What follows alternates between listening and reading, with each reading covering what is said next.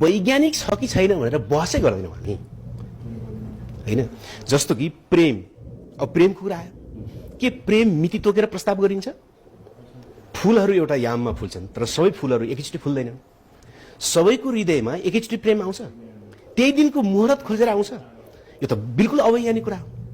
यस्ता बौद्धिक जागरणको विषयमा चाहिँ हामी बहसै छेड्दैनौँ हैन। तर युवाहरू लतमा फसे भन्ने मात्रै कुरा छ। संसारमा बौद्धिक जागरणहरू भएरै त ठूला ठूला परिवर्तन भए हुन् नि। युवा हुने बित्तिकै उ चाहिँ जे पनि गर्छ भन्ने मानसिकता हो हाम्रो, त्यो त होइन। उसलाई त बजारवादी ढङ्गले र सत्ताको उपेक्षा, बजारवादको पन्जा भित्र हालेर उसको भावनामाथि खेलवाड भइरहेको छ। त्यसको भावनालाई हामीले ठिक दिशा दिनको निम्ति नयाँ वैचारिक अभियान चलाउनु जरुरी छ हैन।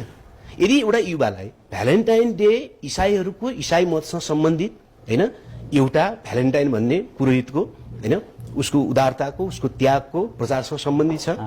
अरू सम्प्रदायसँग त्यसको कुनै सम्बन्ध छैन। प्रेम कुनै मिति तोकेर हुने कुरा होइन। हरेक मान्छेका फरक फरक प्रसङ्गहरू हुन्छन् र प्रेमलाई पनि वैज्ञानिक ढङ्गले सोच्नु जरुरी छ भनेर यदि उसलाई वैचारिक रूपमा ठिक ठाउँमा ल्याइपुर्याउने हो भने गुलाब त के 1000 गुलाबले पनि उसलाई छेक्न सक्दैन। एकदम सर, मजा र चाकै यही हो। त्यसकारणले गर्दा गर्ने के भन्न खोजेकै वैचारिक पुनर्जागरणको युग सुरु गरिनु पर्यो। हर विषयमा प्रश्न उठाइनु पर्यो।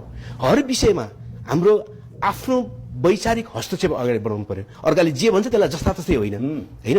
त्यसो गर्न सकियो भने मात्रै हामीले नयाँ पुस्तालाई हामीले नयाँ सांस्कृतिक विरासत सहित निर्माण गर्न सक्छौं।